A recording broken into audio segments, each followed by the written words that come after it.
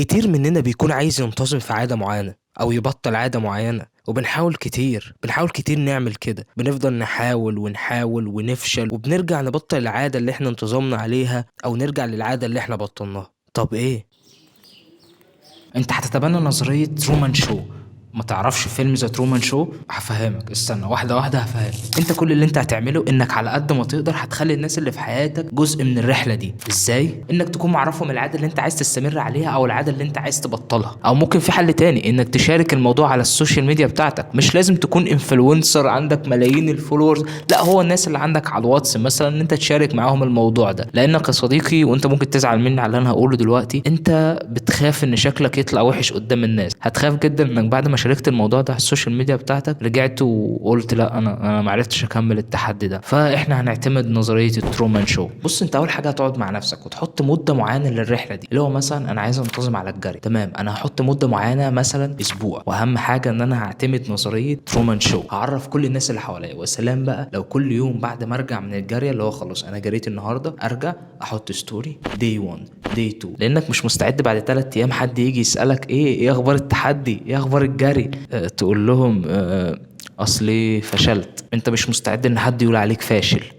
ما بتعرفش تعمل حاجه لاخرها. وبجد انت مش بتعمل كده عشان توري الناس قد ايه انت سوبرمان وعمال تتفشخر بالحاجات اللي انت عمال تنتظم عليها وتبطلها. انت مش بتعمل الموضوع ده عشان كده. انت فعلا عايز تنتظم على حاجه، انت فعلا عايز تبطل حاجه، بس انت بتخلي الناس اللي حواليك يساعدوك انك توصل للحاجه دي. في الاول والاخر ده الهدف بتاعك. حققت الهدف ده ازاي مش مهم، انتظمت على الجري ازاي مش مهم، المهم ان انا انتظمت على الجري. وبعد مره واتنين من تطبيق نظريه ترومان شو، بعد كده هكون ثقتي في نفسي رجعت لي واقدر اعمل الحوارات دي كلها مع نفسي. خلاص انتظم او ابطل عاده معينه مع نفسي، مش لازم ان انا اطبق نظريه ترومان شو. انا اصلا جربت الطريقه دي قبل كده لما كنت عايز انتظم في الصلاه. كنت قاعد كده عادي على انستجرام، جت في دماغي قلت كفايه كده، انا عايز انتظم في الصلاه، انا لازم الاقي حل. فقلت انا هعمل تحدي وهحط نفسي قدام امر واقع، وهنزل ستوري ان انا 30 يوم هصلي، وهنزل في اخر اليوم ان انا صليت اليوم كله، دي 1 دي 2 دي 3. والحمد لله عملت ال 30 يوم من غير ما افوت ولا يوم. فالحمد لله، والطريقه نفعت معايا جدا. الحمد لله استمريت بعديها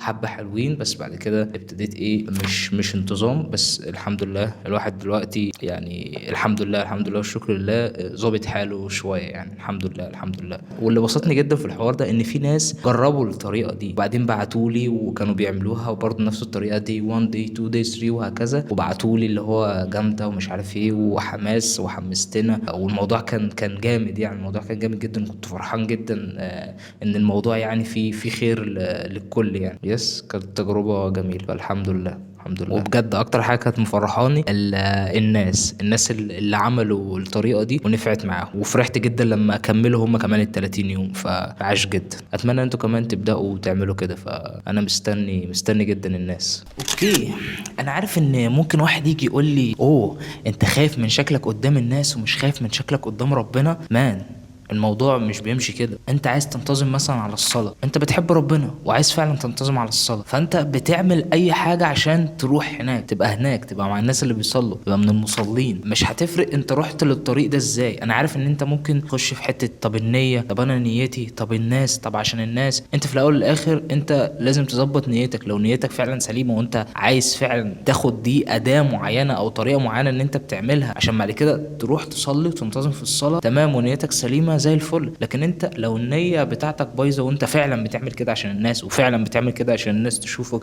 سوبرمان، وان انت اوه ده بيصلي وكده، بس ما اعتقدش ان حد هيتعب نفسه وهيقعد اللي هو انا هصلي كل ده عشان بس عشان الناس. ما اعتقدش ان في بني ادم ممكن يعمل كده. انا وجهة نظري، انت ممكن تختلف معايا، انا وجهة نظري ان هي طريقة انا بستخدمها او ممكن اي حد يستخدمها عشان يوصل للحاجة اللي هو عايزها. وفعلا هو عايز يوصل للحاجة دي وعايز ينتظم على الحاجة دي وعايز يبقى كويس.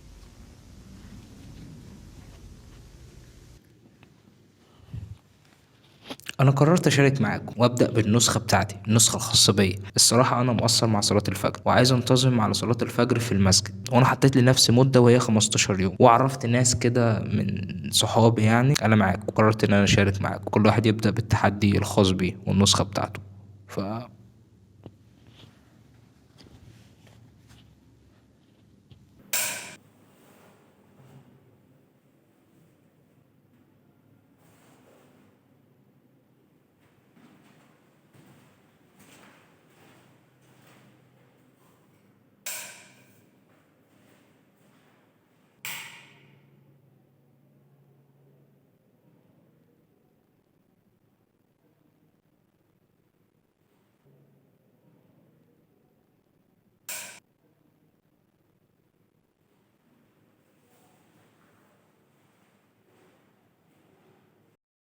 طيب انا دلوقتي قاعد بكتب الفيديو اللي انتوا بتتفرجوا عليه دلوقتي، وغالبا النهارده هيكون اول يوم في التحدي.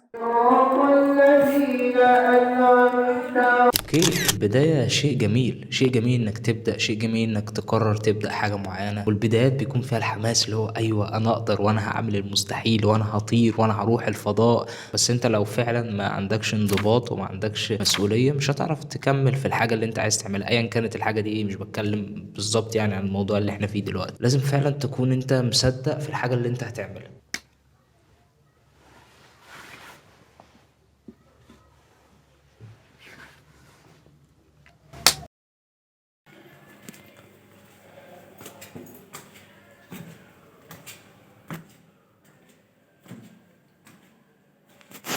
اوكي، تاني يوم لسه الحماس موجود جدا. واللي مسهل عليا الصراحة الموضوع شوية ان انا ببقى سهران، ببقى صاحي، اللي هو مش بنام وبقوم، فده اللي مسهل عليا الموضوع. مش عارف الحقيقة لو نمت وصحيت الموضوع هيبقى عامل ازاي. انا جايلك من المستقبل وبقولك ان الموضوع صعب جدا، خصوصا لما توصل لليوم الخامس. النهارده اليوم الخامس، والحاجة الأصعب إن أنا نمت وصحيت مكنتش مطبق. الموضوع بقى أصعب بس نايس.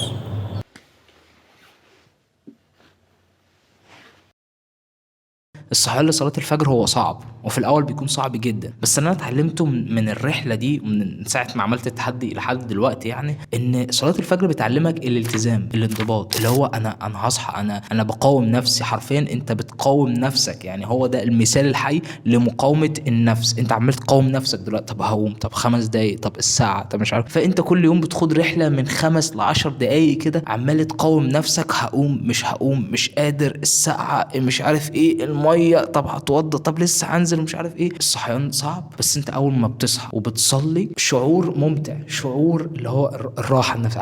عارفين الراحه النفسيه دي، هي دي بالظبط الراحه النفسيه. لما تبقى نايم وتصحى الفجر هي مختلفه جدا عن ان انت تكون مطبق كده كده انت صاحي وتروح نازل. لو انت صاحي وبتنزل تصلي الفجر اكيد هي حاجه جامده، انت برضه بتصلي جماعه عادي. بس الناحيه التانيه بقى اللي هو الشخص اللي بيبقى نايم وبعد كده بيقوم للفجر، هو شعور ممتع. وفعلا الفجر هو عشان كده، عشان تقعد تقاوم نفسك كده. ففي اليوم الخامس دي كانت اول مره احس الشعور ده، من اول ما ابتديت التحدي، اللي هو انام واصحى واصلي الفجر وابقى مبسوط.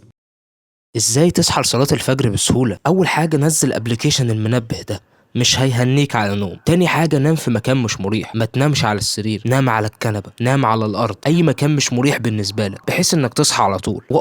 قبل ما تنام ادعي انك تصحى وتصلي الفجر في المسجد. بس ده ما يمنعش انك ممكن تعمل كل ده وتفشل برضه. وده اللي حصل في اليوم السادس. ظبطت كل حاجة والمنبه كل حاجة زي الفل، ونمت ما صحيتش، ما سمعتش حاجة. بس في حاجة هنا ان انا نمت متأخر، وكمان لما نمت متأخر مراحش بقى اللي هو انا نام متأخر فاروح انام مثلا على الكنبة، انام على الارض، انام في اي حتة. لا، رحت نمت على السرير عادي، والتليفون كان بعيد عني ايوه بس ما سمعتوش خالص. فخلي بالك من الحاجات دي. طب كده ايه؟ خلاص التحدي خلص، فشلنا، مش هكمل التحدي. الحقيقة لا، انا هدفي ان انا اعمل عادة، مش الفكرة ان انا تحدي بقى 15 يوم لازم اجيب ال 15 يوم. لا مش كده خالص. انا قعدت 5 ايام انزل، ففي يوم وقع مني مفيش مشكله، هرجع اكمل من اليوم اللي بعد كده. اكيد انا لما كنت عامل التحدي كان نفسي ان انا اجيب ال 15 يوم وان انا افضل منتظم 15 يوم، بس في يوم وقع في النص. ودي حاجه انت لازم تكون عارفها، انك وانت ماشي في طريق ان انت تنتظم على عاده معينه او تبطل عاده معينه اكيد هيجي عليك ايام وتقع، طبيعي. ودي حاجه انا اتعلمتها من الفيديو ده، انك في طريقك في الرحله دي هتفضل هتقع وهتقوم، اهم حاجه ان انت ما تنتكس. فانت هتفضل تفشل لحد ما تظبط. الانتاج فين؟ انتوا مش ناسيين حد؟ محتاجين فلوس، احنا محتاجين فلوس يا جماعه، فلازم نرجعه.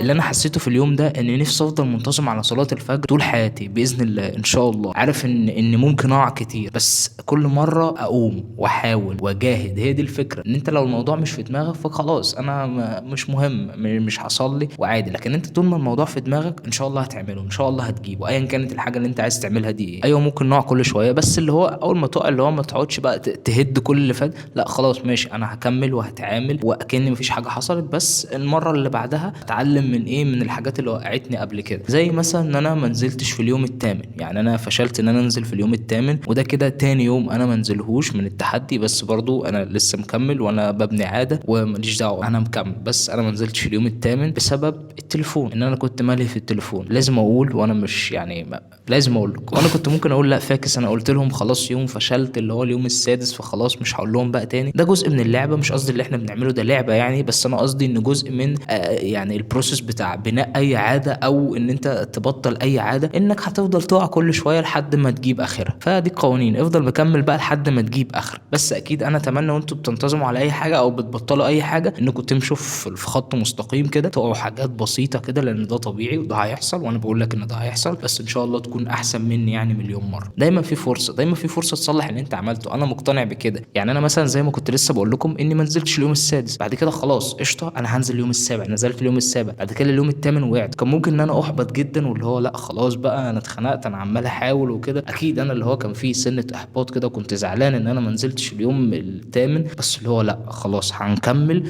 ومفيش اي مشكله، هنفضل مكملين. ونزلت بعد كده اليوم التاسع، واحنا اهو في اليوم العاشر و... وزي الفل. فدايما في فرصه انك تصلح اللي انت عملته. إنها تقترب الحمد لله. يعني ما سقطتش غير يومين، يوم صليته في البيت ما لحقتش، ويوم تاني راحت على نوم. هما يومين من 15 يوم. إن شاء الله الفكرة في بعد كده، الفكرة إن أنا أستمر بعد كده، مش الفكرة إن أنا عملت ال 15 يوم تمام، لا الفكرة في بعد كده. أتمنى إن أنا أستمر، أتمنى إن أنتوا كمان تعملوا كده، إن أنتوا تبقوا يعني يلا.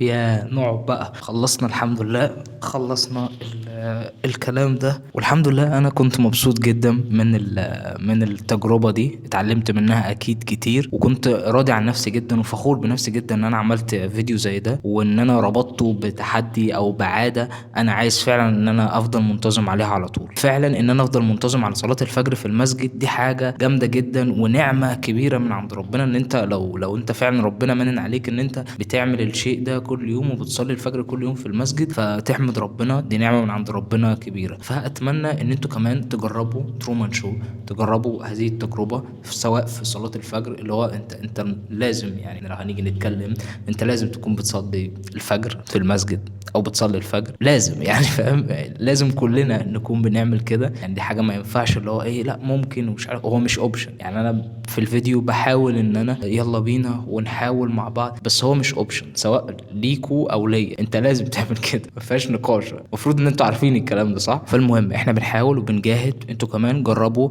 الترومان شو، جربوا العادات اللي انتوا عايزين تعملوها، شوفوا كده التجربه دي هتنفع معاكم ولا لا. عاده انت عايز تستمر عليها، عاده انت عايز تبطلها، شاركها مع الناس بتوعك، عرف الناس اللي حواليك في حياتك، وان شاء الله هيساعدوك، وهتكون ايه، هتكون تجربه لطيفه. ولو عايزني انا شخصيا اساعدك، ممكن نكمل كلامنا وتعرفني التجربه بتاعتك، تعرفني انت هتنتظم على ايه او هتبطل ايه، او مش عايز تقول لي. المهم قول لي اللي هو انا دلوقتي هعمل ترومان شوف حاجه معينه وخلاص، ما تقوليش يعني. خش هتلاقي انستجرام ادهم خالد تي في، كلمني عليه، عرفني كل يوم ان انت خلصت اليوم ده، وانا ما عنديش اي مشكله فعلا معاك. فشكرا جدا يا رائع على مشاهدتك، لو انت وصلت الوقت ده من الفيديو فبشكرك جدا، شكرا يا صديقي.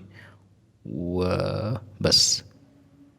وفي حاجة أخيرة بس عايز أقولها، بس مش هنا، وهي إني منزلتش اليوم ال15 للأسف. بس ده هل معناه ان التحدي بتاعنا فشل؟ لا، انت لو جيت تبص لها هتلاقي ان احنا عندنا 15 يوم، 3 ايام وقعوا وانت نزلت في 12 يوم، فاعتقد ان دي نتيجة كويسة. و... وزي ما قلت لك في الفيديو، انا مش هحور عليك، انا عايز يكون في مصداقيه. اما انا عملت حاجه حلوه مفتخر بيها زي الفيديو ده، فهقول لك انا عملت الفيديو وجامد ومفتخر بيه وكل حاجه. لو عملت حاجه وحشه واستعبطت وكسلت هقولها، دي حاجه مفروغ منها. ولو انتوا مش واخدين بالكم، ده اللوكيشن بتاع الشيخ ادم، الاستوديو القديم يعني بتاع الشيخ ادم. فانا بحب المكان ده جدا، والغرفه دي طلعت منها كل الفيديوهات اللي انا عملتها في حياتي. يس، كانت فترة جميلة. هو فين الشيخ آدم صح؟ ما علينا ما علينا. بس أنا قلت إن أنا لما استعبط في حاجة وإن أنا كسلت في حاجة، فقلت إن أنا لازم أقول لكم، مش هقعد بقى أحاور وأقول لك لأ أنا كملت ال 15 يوم لا اللي هو عادي، بس اما تعمل حاجه حلوه وما تستعبطش وفعلا تعمل اللي عليك فيها، شجع نفسك وقول لنفسك جود بوي، انت كويس ان انت عملت كده. وده اللي حصل معايا في الفيديو ده، ان انا فعلا بقول لنفسي جود بوي ان انا عملت الفيديو ده. الحاجه اللي انا طلعت بيها من الفيديو ده ان التحدي خلصان بقاله حبه حلوين، يعني فتره محترمه، وانا الحمد لله منتظم. ممكن اكون بقع وبقوم، بس على الاقل مفيش يوم انا باجي انام فيه مش ببقى عايز اصحى اصلي الفجر. يعني ببقى عامل احتياطاتي، بنام على قد ما اقدر بدري، بقى بظبط المنبه، بدعي ان انا اصحى اصلي الفجر، فبعمل احتياطاتي. ساعات ما بعرفش اصحى، بس اكتر الاوقات الحمد لله بنزل. والفيديو ده بجد فرق معايا، والتحدي ده فرق معايا ان انا الى حد ما عملتها عادة، فالحمد لله والشكر لله. انا مبسوط بالموضوع ده جدا، مبسوط جدا. الصلاة خير من النوم. الحمد لله رب العالمين الرحمن الرحيم مالك يوم الدين